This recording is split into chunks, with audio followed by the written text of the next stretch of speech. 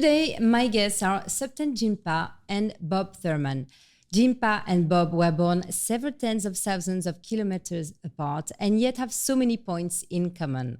They are eminent students of Buddhism, specialists in the subject of compassion. They are part of the very close relationship of the Dalai Lama. They were both monks, although they have a family today and do everything that's in their power to preserve the Tibetan Buddhist culture. Today, we discuss the relationship between Jinpa and Bob, the Dalai Lama, and the future of Buddhism. Hello, Bob. Hello, Rose. How are you? Very good, thank you. And you? Hello, Jinpa. Hello, Rose. Yeah. I'm very happy to have you both because you've known each other for a very long time, but you hadn't had the occasion to do a podcast interview together. So I'm very honored and very happy for having this series. Thank you. Thank you. Thank you. I'm going to ask you, how well do you know each other?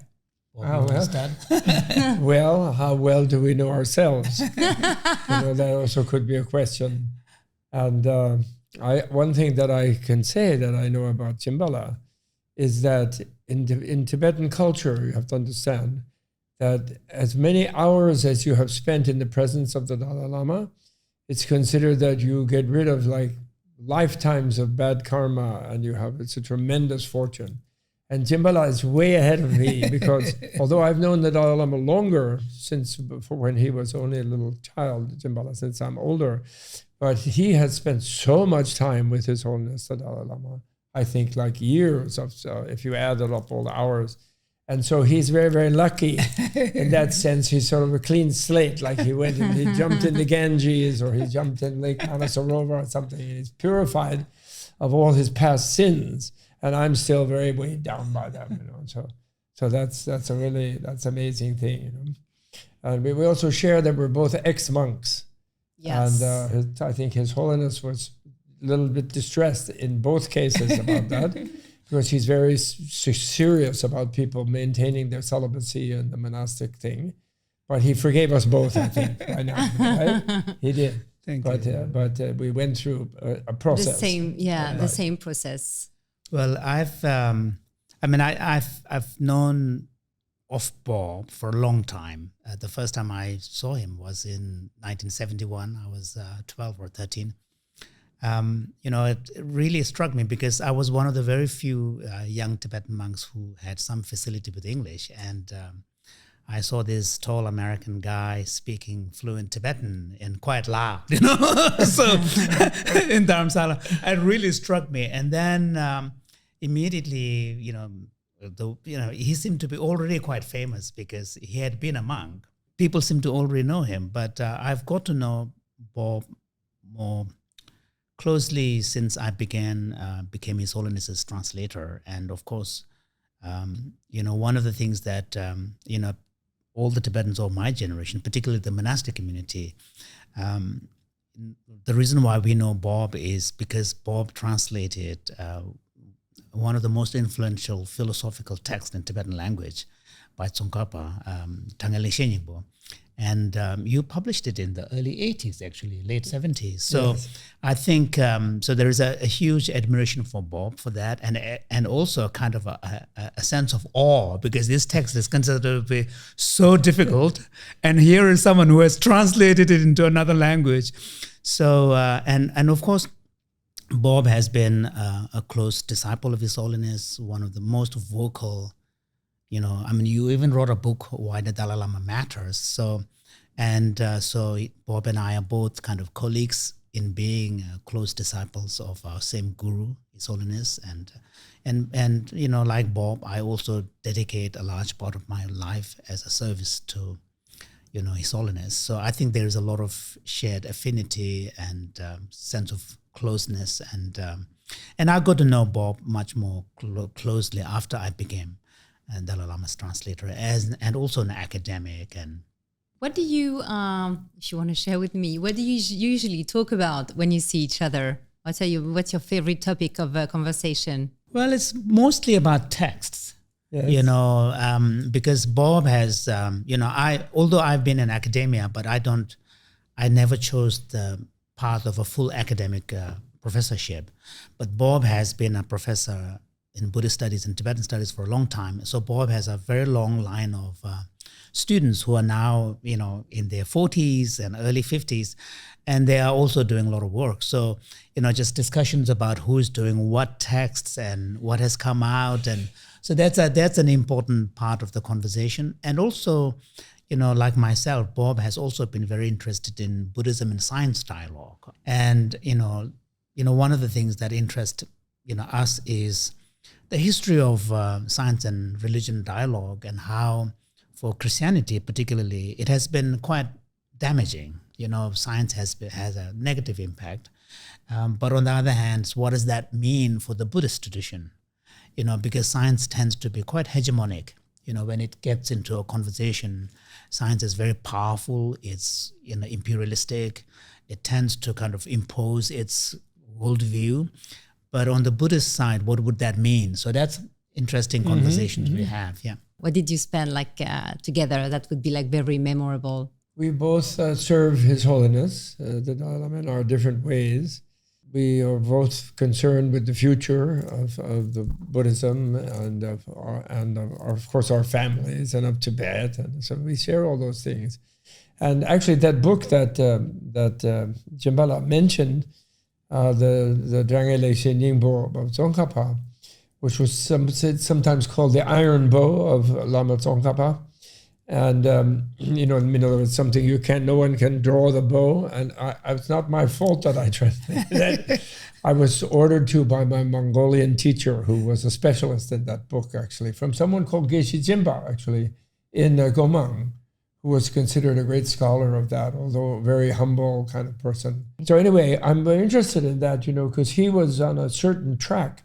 But maybe you should tell it yourself. You were on a certain track for monks, and then you had this inclination to join a different track, which is not that easy to join, I think, in Tibetan things. So you had to do something special. So please tell us about that. Well, one of the things that, after Bob became a professor in America, he hosted several of important conferences for His Holiness. And I remember one which he hosted at Columbia between kind of modern science and philosophy and Buddhism.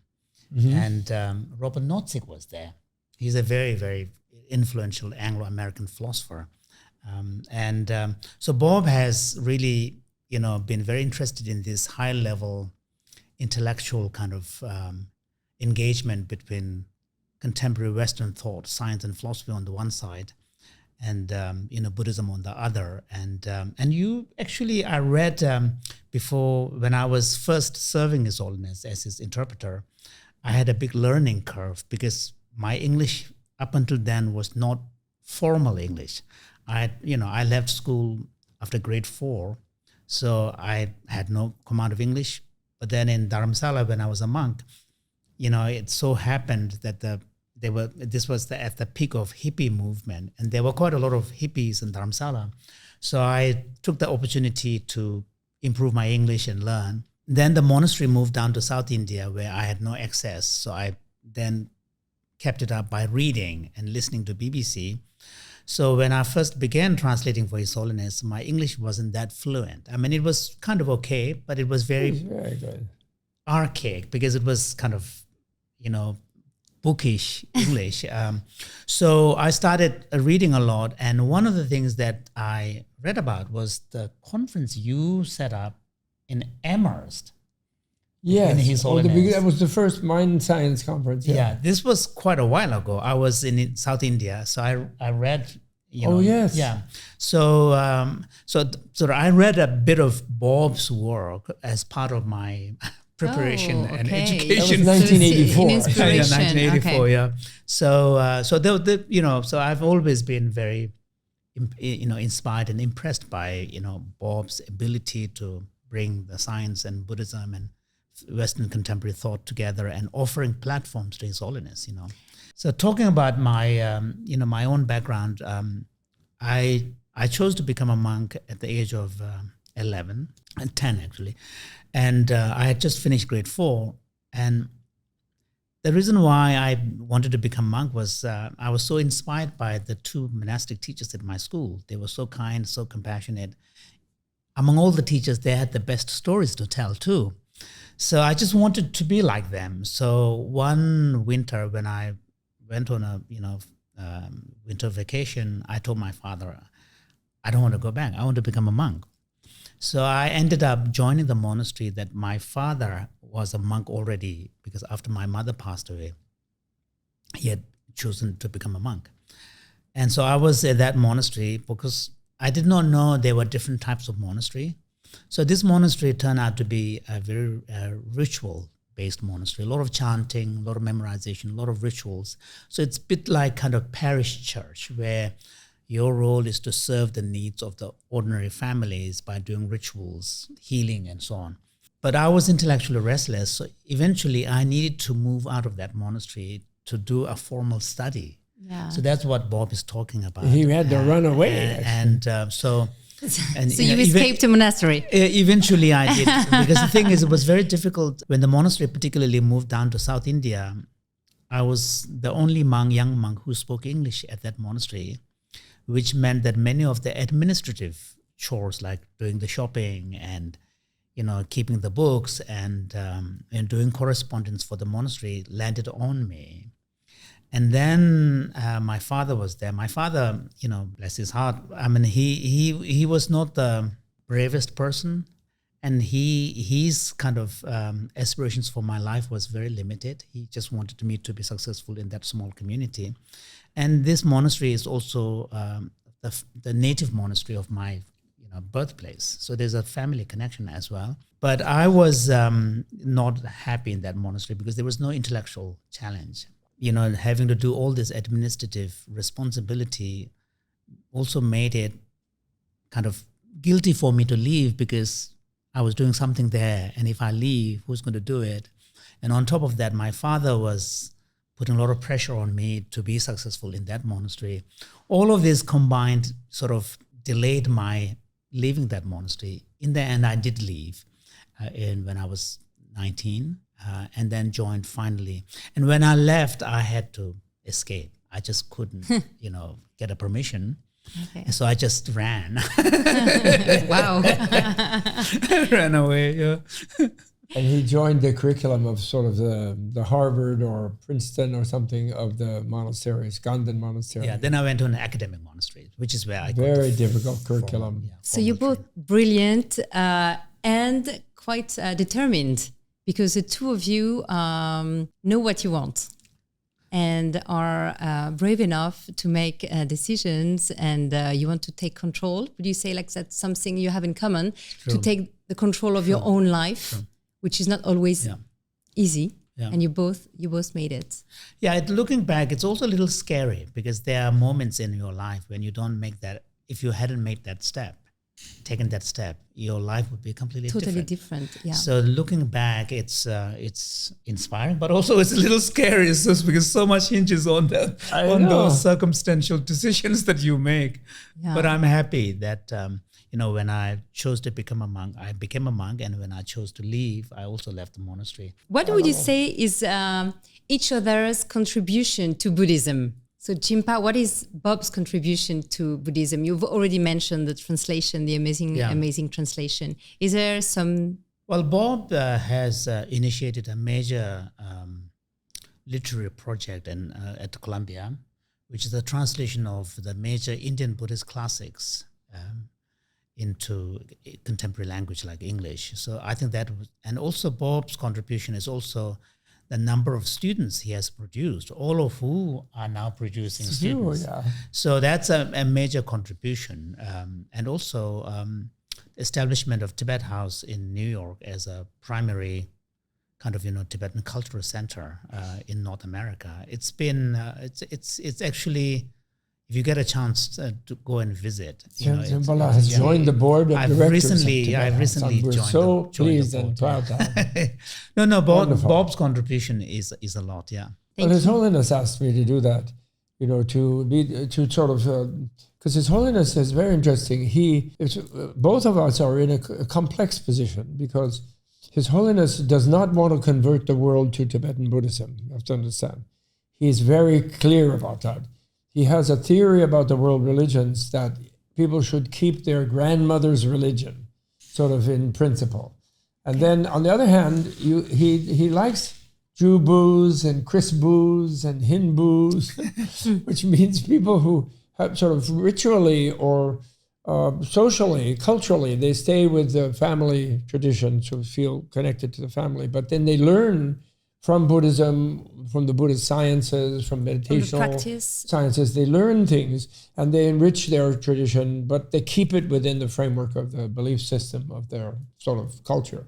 And so it's very important. He's not a missionary in that sense to the world. Sure. So the Tibet House initiative that he started in different countries, initially in India, is to sort of show the reality of the Tibetan culture, which is an endangered culture, and to share its wisdom and its incomplete immersion with the Buddhist tradition, but as Tibetans, and not try to convert other people. And then he's told various popes and Muslim leaders in India and Hindus and things, and Jewish rabbis and not that he hopes they won't try to convert Buddhists, so people will not have religious conflict in this time. Yeah. So we both, from our different perspectives and roles, are sort of treading that middle way, kind of, isn't it? Sure. It's like a kind of middle way. Sure. And Jinpa Rinpoche, as I like to call him, he's younger, and he will be carrying on that path where I will not be able to be serving. I'm trying to retire and so on. So I'm really looking forward to his contribution because he touches both worlds in his own way, but in an important way like that, I think.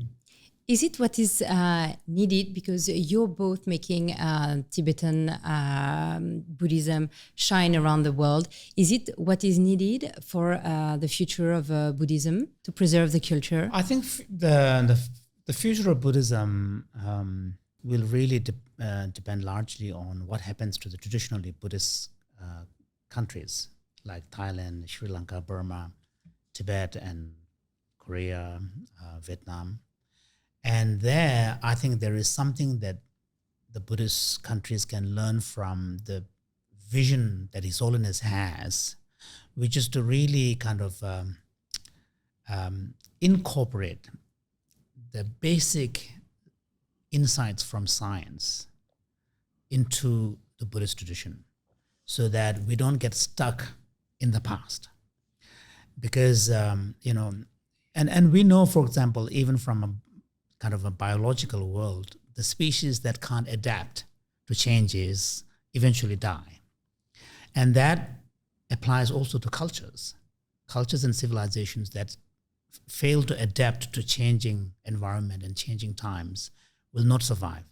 So Buddhism has, it's one of the major world religion that has adapted to different countries, and like Tibetan Buddhism, Chinese Buddhism, Japanese Buddhism. So it has adapted to the changing times and needs. And today we're living in a contemporary world where predominant worldview is secular, scientific.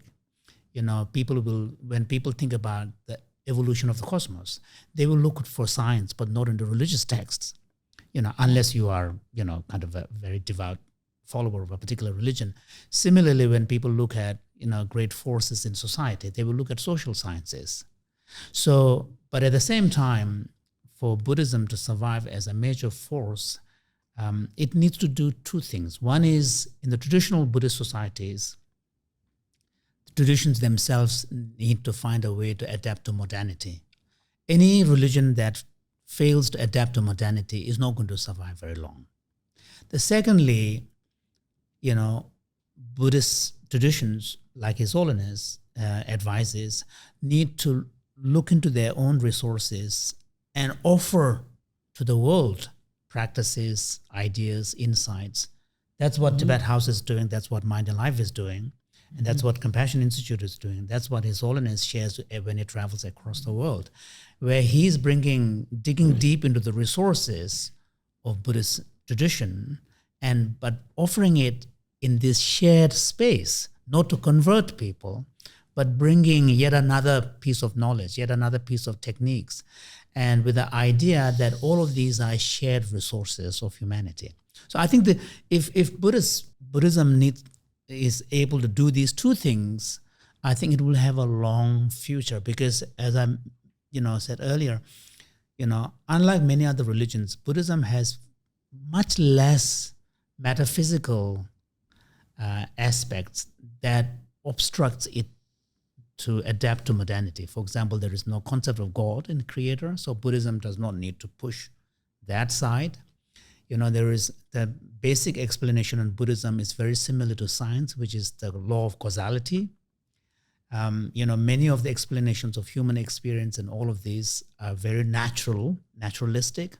So from a kind of a philosophical point of view, Buddhism has much more ability to go hand in hand with the natural explanation that science offers. But culturally is when it has to adapt. It has to adapt to modernity, you said, and to find their own practices. What about the monks? We know all the religions struggle a bit to recruit new monks. Sure. It's difficult with the society, and you know that because people want to have modern life and families. So how do you combine having the need, maybe or not, to have like monasteries to keep the teachings and also letting the people have modern life, enjoy a modern life? Well, I think adaptation requires quite a lot of things. For example, in the traditional Buddhist countries, issues of gender equality, issues of diverse sexual orientation, recognition of those, and also greater equality and less hierarchical structure. These are important forces of modern culture. And any tradition that fails to adapt is not going to survive. I mean, that's an important point. So we could see more women in that's a possibility? Okay. Those kind of things, that those are important changes that needs to adapt. Okay. Similarly, with the monastic issue, up until now, Buddhism has relied heavily on the presence of the monasteries, of celibate monks, as a custodians of the tradition. In principle, there is nothing intrinsic in that need. There's no reason why, for example, like many of the knowledge of the monasteries can be shared to lay community. And we could also have a system where, like in Thailand, monastic members can take vows for a set period of time, like 10 years or 15 years, and then leave. I mean, it's conceivable. So the opportunities for adaptations are there, but whether societies adapt or not is a different matter. Okay. And if we fail to adapt, the traditions will suffer. Do you think it's why the other religions struggle because they haven't adapted so much? The other religion, probably Christianity or other ones. Do you think they struggle because they don't really adapt to the modernity? You want to respond to that? Well, I'm not sure. You go. Yeah, I mean, I don't know. I think the different religions will have different challenges when it comes to adapting to modernity. Where religions have struggled in the past, particularly Christianity, is on the doctrinal, philosophical side of not taking science seriously. And by the time it was forced to take science seriously, the relationship has already been a negative one, confrontational one. So, but different religions will struggle in different areas. In Buddhism being a predominantly Asian religion, where it will struggle is more on the cultural side. The Asian traditions tend to emphasize greater hierarchy in the structure. There's less rule for women.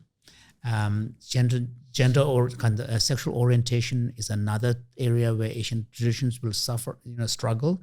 So those are, I think depending upon the cultural area, different religions will have different struggles.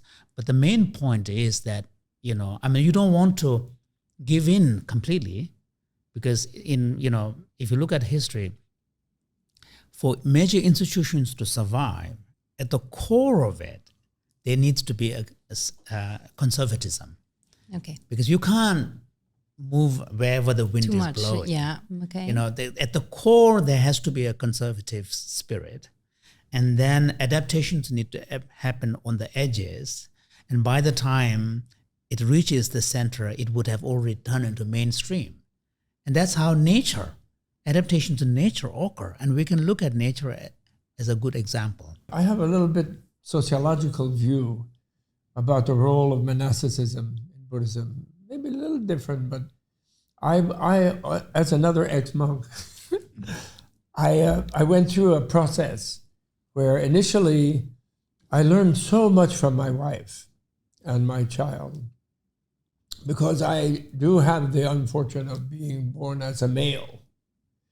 And males in this planet, the last few thousand years, have been a little bit out of control. Let's face it. Patriarchy, even in India, even in Buddha's time, Buddha was a kind of rebelled against patriarchy. And the major institution of patriarchy worldwide is military. And the men they're kind of monks. Soldiers are kind of monks.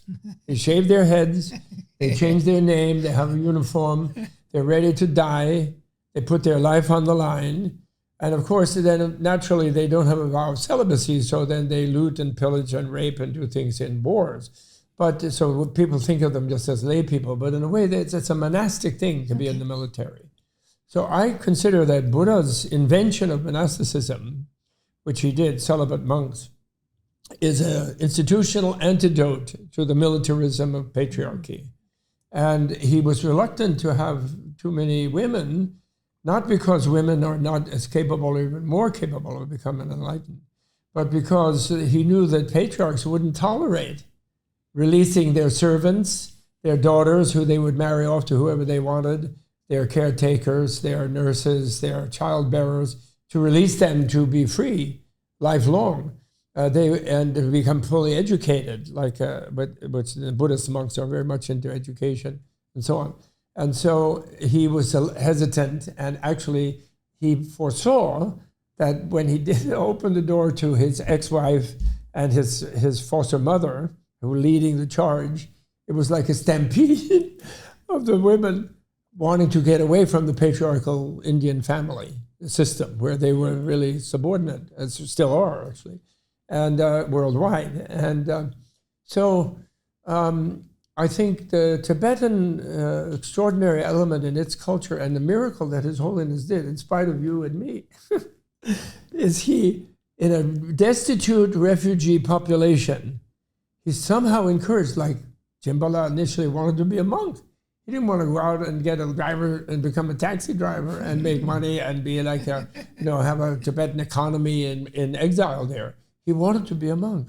And thousands of young Tibetans want to be monks. And this creates a kind of core thing of what is the horizon of conquest for the male, When you're celibate, the horizon of conquest is yourself, your ego, and your egotism.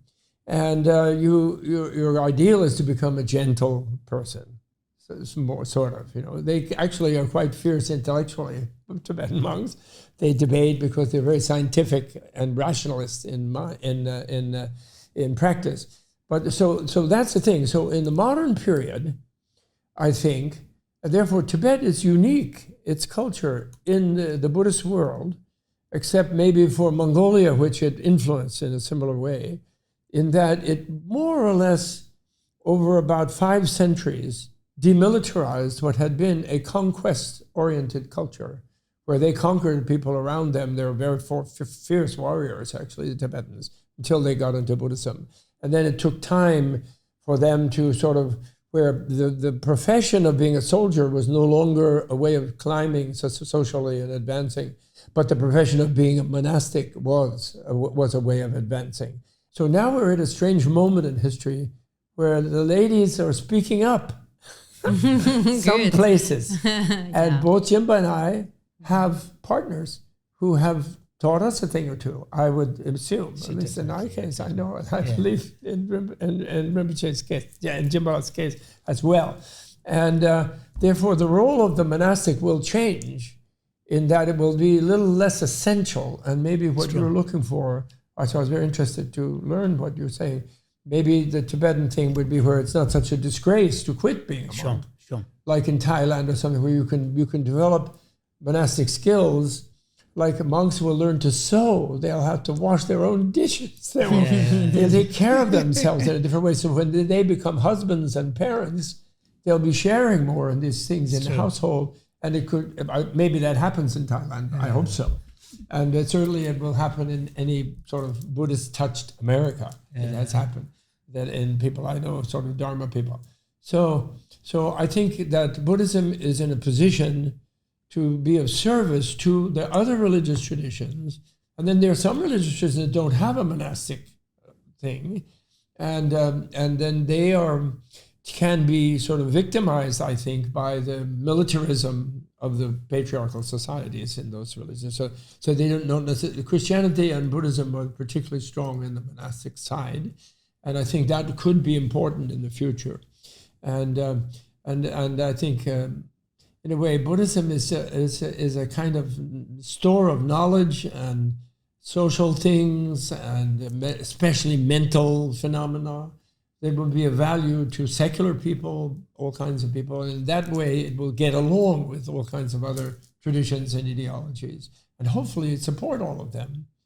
And that's at least, that is finally, I think, after 60 years of trying to learn from His Holiness. Because at first I was quite strong in favor of Buddhism over where I left, which was a nominal Christianity, not non-practicing nominal Christianity. And His Holiness convinced me that we have to think of all of them as trying to do the same thing, similar things, of being better, kinder, and all this. And of course, Geshe-la is complete. Geshe-la, that's what I go. Geshe-la. So I feel this is very, very interesting and important. And a lot of Buddhist ex-monks may help the Me Too movement, let's say, in the world. That would be a good thing. Talking of, ex-monks. What's that? Talking of ex-monks, it reminds me a nice story. There was a time when, quite a lot of Tibetans immigrated to US, and many ex-monks were part of that. And I was told that among the Tibetan ladies, they were really eager to seek a husband who was an ex-monk. Because the monks, cool. Unlike other lay Tibetan men, monks have learned to look after themselves, take care of cooking and doing the dishes. They're more independent. Exactly. Really? That's really interesting. I didn't know that. No, it was I didn't know that. much sought after. That His Holiness must have ambivalent attitude. Yeah, no, exactly. Somewhat. But I'm sure he supports it, understands that. And compassion. I'm sure women appreciate also compassion from ex-monks. The fact that Buddhism has some values that adapt a lot to people in all the world, like mindfulness, compassion. Is it also very useful on a geopolitical level, because it brings sympathy from all over the world when we know the situation of Tibet today? So is it also, not on purpose, but kind of a soft power? In the current situation, although everybody has lost sight of that, and there were like Indian patriots who blamed Buddhism for making India vulnerable to the European conquest, and before that, the Iranian conquest and Arab conquest.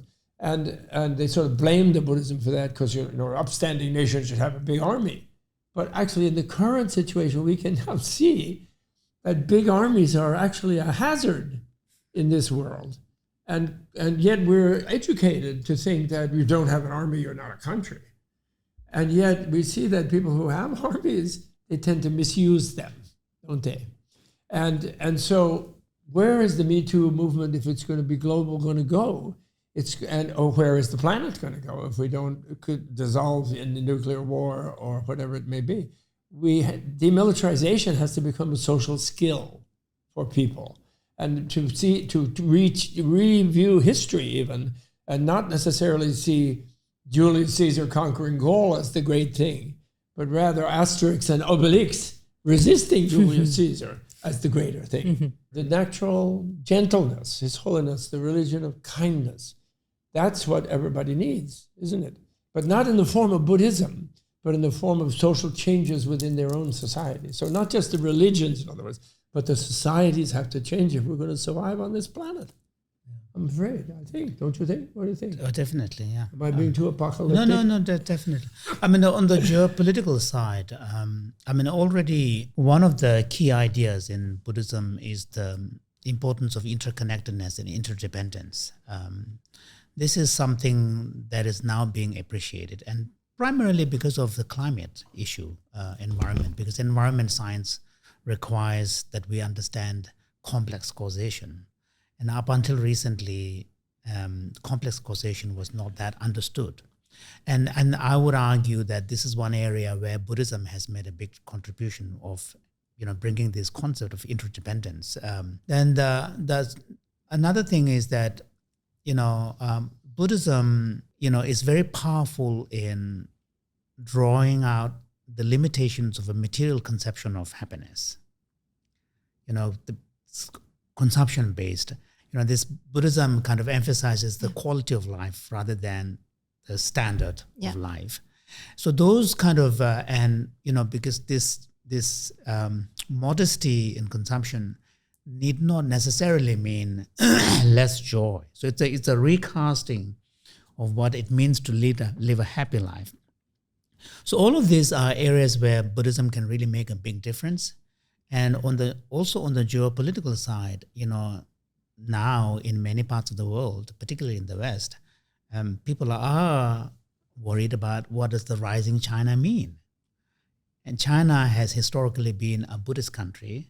So I think Buddhism can play an important geopolitical role. Good point. So I think those are important kind of issues that, Buddhism really can be tapped into as a way of dissolving conflicts, preventing, bringing a better perspective on how we handle situations. Yeah. And do you think it's like a kind of a protection for Tibet to be so popular and to make its values shine and be appreciable? Well, yeah, definitely, because people everywhere associate Tibet with Buddhism, and Buddhism up until now, the track record of its contribution to the a greater world has been a good one.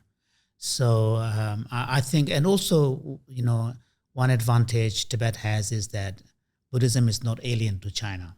It's part of China's own heritage.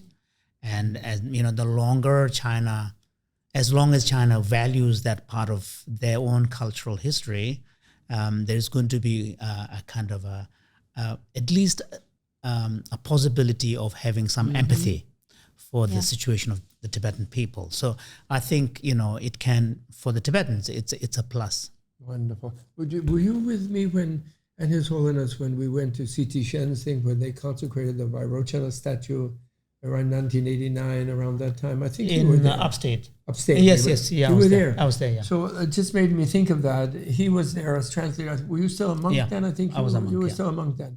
And His Holiness went to a Chinese temple in Putnam County, up the Hudson Valley in New York, up the Taconic Parkway, and they consecrated the largest indoor Vairochana statue, or a particular Buddha statue. And there are all kinds of Chinese monks from even Taiwan, I think, and even maybe mainland, and from all over America and Canada were there. And you were there as translator. I happened to just be there hanging out that one time. But what I remember is, at one point, His Holiness was in tears, thinking about the deep faith of the Chinese people and their deep dedication to Buddhism and the view of life that Buddha taught, and thinking how sad that they have been mobilized in the sort of communist imperialism, if you will. But he didn't use that term, but conquering Tibet and the Uyghur, the Muslim people, and the Mongolian people, and whatever, and wherever next they go.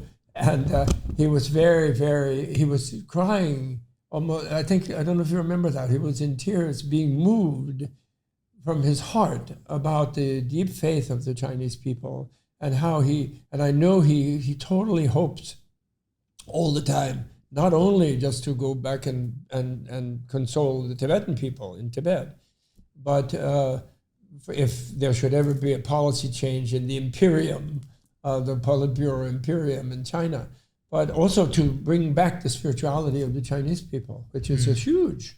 Hundreds of millions of them are very deeply in love with the Buddha vision of the way life is. They are. So there's and hope. They have to suppress that. Sure.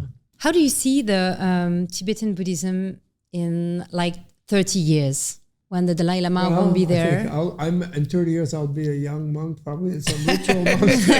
I'll be running after you, and you'll be professor someplace, and ready to close to retiring at that point.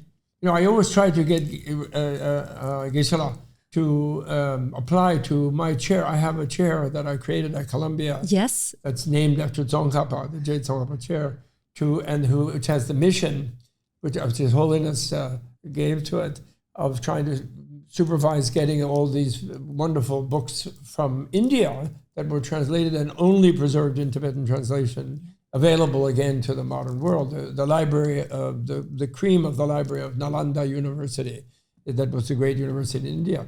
And so I'm always trying to learn, but he loves his Canada. and also he has to serve and be ready to travel in a moment's notice. Yeah, you still travel a lot. He can't take a regular professorship, but I think he would be the ideal candidate. The perfect one, okay. And I was always bugging him about it, you know. Well, I mean, in 30 years, I think the large part will remain, depend upon how the traditional Asian Buddhist countries adapt to modernity. If the Asian Buddhist countries fail to adapt to modernity and we lose the younger generation's interest in the tradition, then that's the end. I think that's why I think this adaptation and modification of the cultural aspects of Buddhism in the traditional Asian societies is going to be crucial. That includes Tibetan as well. I mean, one advantage Tibetans have is that there's this central focus, who's the Dalai Lama, person of the Dalai Lama, that is the magnet, draws all the Tibetan people's kind of attention. In 30 years' time, we will not have the present Dalai Lama, but they will be the next Dalai Lama. So that so long as the institution survives, I think for the Tibetans have an advantage. But for the main other Asian countries, which has less of this kind of structure, I think it will depend very largely on how they adapt and how can they continue to inspire the younger generation. But for the outside world, I think Tibetan Buddhism will continue to remain a vibrant force. Because it's a very rich philosophy. It's the vision of life that it presents. It's very attractive. And the philosophical standpoint that Buddhism brings is kind of, very adaptive. There's nothing inherently conflict with science. And also the vision of what it means to be human and what it means to live a happy life that Buddhism presents is very attractive, quite simple, and doable. So all of this, for Buddhism's contribution to the broader world, I think it will remain vibrant because the texts will be there. There will be professors teaching in the different universities. There will be many Tibetan lamas who are running their own centers.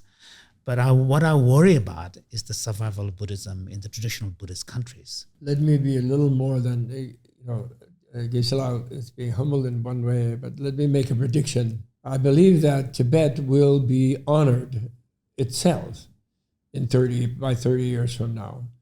And I believe that will happen in the lifetime of this great 14th Dalai Lama. But it then will be developed more by the 15th. And China will realize the futility of its current plan to be the world emperor of the 21st century, which they've told publicly that they consider America was the emperor of the 20th and the British the emperor of the 19th, and they plan to be the 21st. They say that publicly, and it's known that that's their plan. And they call it the 100-year marathon. There are books that describe it in China's own language. And they will realize the futility of that, I believe. And they will invite the Tibetan Buddhists back to Tibet. It will be considered like the jewel in the crown of China. It will be shared with India because culturally it has actually more connection to India. It's the source of all the rivers of Asia. If they melt down those glaciers, they're going to have 1 billion refugees running to find water between monsoons, which will be completely disrupted. We have to realize the planet is not going to just tolerate people behaving as normal. for the next 30 years. This area where we're sitting today will be wiped out in heat waves. There will be no there will be no harvest here in 30 years unless there's dramatic change.